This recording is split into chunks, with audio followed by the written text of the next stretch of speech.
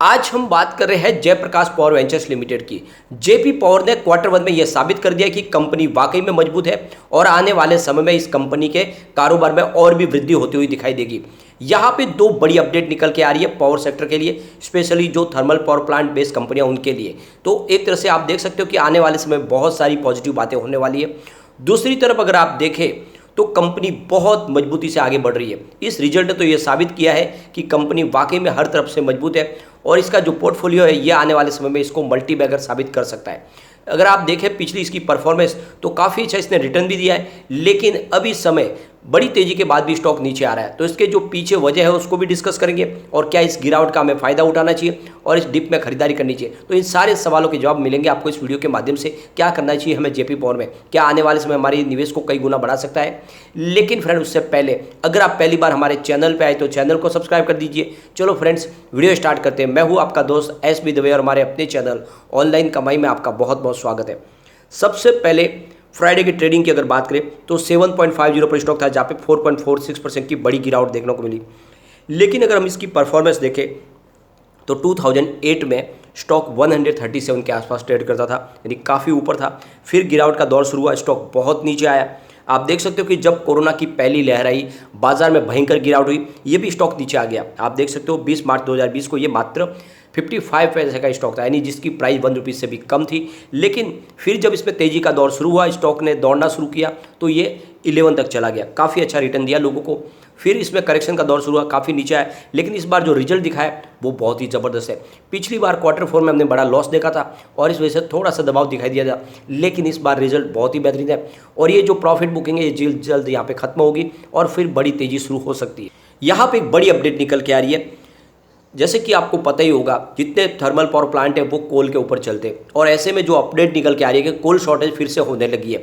बहुत सारी कंपनियां उनको कोल मिल नहीं पा रही है, डोमेस्टिक कोल यहाँ पे अवेलेबल नहीं हो पा रहा है। ऐसे में फिर से इंपोर्टेड कोल के ऊपर काम का शुरू किया जा रहा है। तो बहुत सारे प्लांट है वो इस समय इंपोर्टेड कोल के ऊपर चलने शुरू हो चुके हैं। इसका मतलब ये है कि इलेक्ट्रिसिटी कंजम्पशन बढ़ा है, तो सीधा फायदा है कि इसका फायदा मिलने वाला है पावर सेक्टर की कंपनियों को, उनके रिवेन्यू में फिर से बढ़ोतरी होगी। जिस तरह से कहा जा रहा था कि इस बार मानसून की वजह से इनका रिवेन्यू कम हो सकता है, वैसी संभावना नहीं है, क्योंकि आप समझ सकते हो कि इलेक्ट्रिसिटी कंजम्पशन लगातार बढ़ रहा है और इसलिए अगर बिजली की खपत बढ़ रही है तो इनके रिवेन्यू में बढ़ोतरी हमें दिखाई देगी। तो जो क्वार्टर 2 आएगा वो भी अच्छा ही रहने की पूरी संभावना बन चुकी है।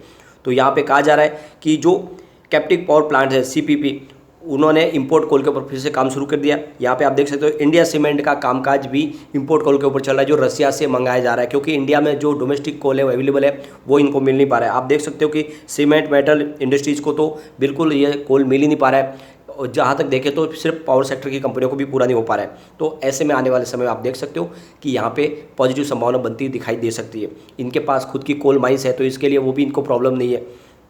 सबसे बड़ी बात है कि जो सबसे बड़ी जो अफवाह फैलाई जा रही है कि आने वाले समय नया इलेक्ट्रिसिटी बिल आने के बाद जो सब्सिडी दी जा रही है किसानों को और दूसरी सब्सिडी इलेक्ट्रिक के ऊपर वो सारी बंद हो जाएगी, तो ऐसी कोई संभावना नहीं है। यहाँ पे सरकार ने क्लियर किया कि जो सब्सिडी जारी है वो वैसे ही रहने वाली है, उसको बदला नहीं जाएगा।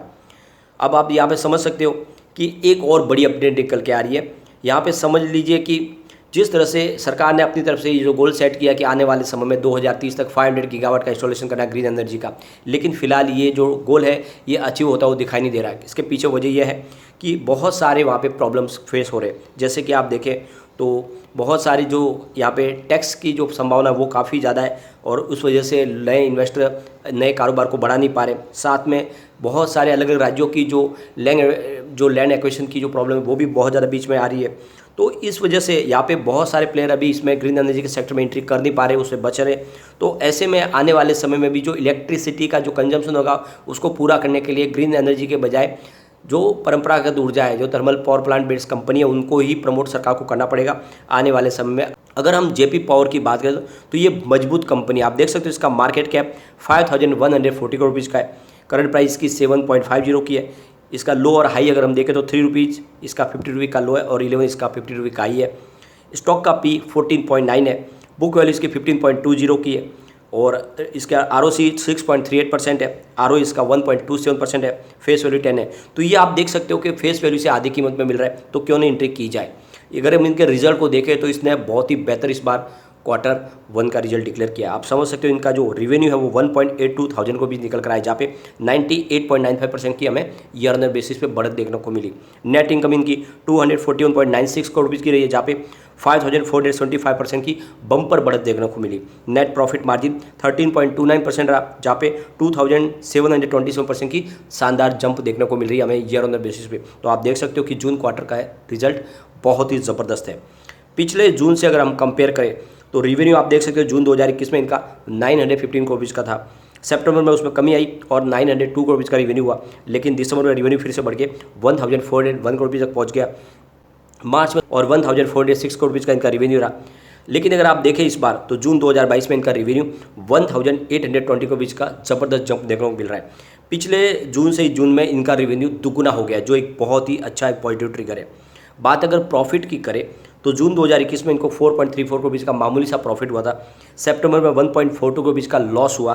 दिसंबर में फिर से 107 करोड़ रुपीज़ का प्रॉफिट हुआ, लेकिन मार्च 2022 में इनको 2.27 करोड़ रुपीज़ का लॉस हुआ। लेकिन जून में कंपनी ने 242 करोड़ रुपीज़ का ज़बरदस्त बम्पर प्रॉफिट कमाया। तो पिछली बार 4 करोड़ का लॉस था, इस बार लगभग 242 करोड़ का बम्पर प्रॉफिट है। और इससे तो आप समझ सकते हो कि जेपी पावर की सेहत में बहुत ज़्यादा सुधार हो चुका है, और ऐसे में ये पेनी स्टॉक तो रहेगा नहीं। यहाँ पे अगर आप पिछले 3-4 साल की इसकी परफॉर्मेंस देखें तो इनके सेल्स में लगातार बढ़ोतरी हो रही है। मार्च 2021 में इनका 3302 करोड़ रुपीज़ का जो सेल था वो इस फाइनेंशियल ईयर 5530 करोड़ रुपये तक पहुंच गया है। वैसे अगर इनकी प्रॉफिट की बात करें तो मार्च 2020 में जहाँ पे 162 करोड़ रुपीज़ का प्रॉफिट था वो 345 करोड़ रुपये तक पहुँच गया है। और इसके EPS में भी अच्छा खासा हमें इंप्रूवमेंट देखने को मिल रहा है। आप देख सकते हो पिछले क्वार्टर में ये 0.16 था, वो 0.51 हो चुका है। तो काफ़ी ज़्यादा शेयर सुधर चुकी है। कंपनी की लाइबिलिटीज़ की बात करें तो मार्च 2020 में 17,844 करोड़ रुपीज़ की थी, घट के 16,994 हुई 2021 में। लेकिन इस बार लाइबिलिटी थोड़ी बड़ी है, 17,347 करोड़ रुपीज़ की। लेकिन अगर उसको मार्च 2020 से कंपेयर करोगे तो अभी भी लाइबिलिटीज़ कम है, जो इसके लिए बहुत अच्छी बात है। कैश फ्लो की बात करें तो मार्च 2021 में इनका -43 करोड़ रुपीज़ था, इस बार +22 करोड़ रुपीज़ हो गया। तो सबसे बड़ी जो बात है इनके शेयर होल्डिंग पैटर्न में, आप देख सकते हो कि शेयर होल्डिंग पैटर्न बहुत ही उत्साहवर्धक है, क्योंकि आप देख सकते हो कि यहाँ पे FI ने जबरदस्त अपनी होल्डिंग को बढ़ाया है। ये एक बहुत बड़ा पॉजिटिव ट्रिगर है स्टॉक के लिए। यहाँ पे प्रमोटर की होल्डिंग 24% है, लेकिन अगर FI की बात करें तो सितंबर 2021 में 0.90% की होल्डिंग थी, जो दिसंबर में बढ़ के 1.02% हुई। मार्च क्वार्टर में 2020 में वो आप देख सकते हो कि 1.20% तक आ गई। इस बार जून क्वार्टर में वो देखें तो 2.83% तक आ गई है। तो ज़बरदस्त बढ़ोतरी हुई है FI की होल्डिंग की। FI लगातार इसमें इन्वेस्टमेंट करे और उनको भरोसा है इस स्टॉक के ऊपर। बात अगर हम DI की करें तो उनकी होल्डिंग मार्च वाली ही है, यानी क्वार्टर 4 में जो थी 23.12%, फिलहाल वो अनचेंज है। बात जनरल पब्लिक की करें तो यहाँ पे 51.68% की होल्डिंग मार्च क्वार्टर में थी, जो इस बार घट के 50.05% हुई। तो आप देख सकते हो कि यहाँ पे जनरल पब्लिक की होल्डिंग घटी है, लेकिन यहाँ पे FI ने अपनी होल्डिंग को बढ़ाया है। तो बिल्कुल यहाँ पे इन्वेस्टमेंट आपको करना चाहिए। स्टॉक बिल्कुल मजबूत हो चुका है। अगर हम इसके रिटर्न की बात करें तो 5 साल के हिसाब से 31% पॉजिटिव है, 3 ईयर के हिसाब से 354% पॉजिटिव, और 1 ईयर के हिसाब से 63% पॉजिटिव रिटर्न दिया है। 3 मंथ के हिसाब से 20% पॉजिटिव रिटर्न है, 1 मंथ के हिसाब से 15% पॉजिटिव है। सिर्फ आपको 1 डे के हिसाब से 4.5% की गिरावट दिखाई देगी। ओवरऑल कंपनी की परफॉर्मेंस बहुत अच्छी है। इन्वेस्टमेंट रेटिंग की अगर हम बात करें तो मास्टर रेटिंग 5 स्टार में से 3 स्टार है। EPS स्ट्रेंथ इसकी 5 स्टार में से 2 स्टार की है। बायर डिमांड 5 स्टार में से 4 स्टार है। प्राइस स्ट्रेंथ 5 स्टार में से 3 स्टार की है। ग्रुप रैंक भी 5 स्टार में से 3 स्टार है। इनके दम पे हम यहाँ पे निवेश कर ही सकते हैं। यहाँ पे टेक्निकल इंडिकेटर भी काफ़ी बुलिश बने हुए। मूविंग एवरेजेस स्ट्रॉन्ग बाई की कॉल दे रहा है। मोमेंटम ऑस्किलेटर्स भी बाई की कॉल दे रहा है। ट्रेंड ऑस्किलेटर्स स्ट्रॉन्ग बाई की कॉल दे रहे हैं। वॉलेटिलिटी स्ट्रॉन्ग बाई की कॉल है, और यहाँ पे कैंडलस्टिक पैटर्न स्ट्रॉन्ग सेल दे रहा है। तो आप ये देख सकते हो कि यहाँ पे फिलहाल कैंडल पैटर्न तो आपको सेल दिखा रहा है, लेकिन बाकी जो सिग्नल है वो काफ़ी ज़्यादा बुलिश है, तो निवेश किया जा सकता है। सबसे बड़ी बात है कि कम्युनिटी सेंटिमेंट स्टॉक के साथ बना हुआ है। 47% बाई की कॉल है, 6% सेल की कॉल है, 47% होल्ड की कॉल है, यानी 100 में से 94% लोग इसको लेना पसंद करें। एक बार इसके पिवोट लेवल को चेक कर लेते हैं तो यहाँ से अगर गिरावट होती है तो 7.53 का फर्स्ट सपोर्ट है। ये सपोर्ट टूटा तो 7.22 तक स्टॉक जाएगा, और नीचे गया तो 6.73 तक जा सकता है। वैसे पहला सपोर्ट टूटा है इसका।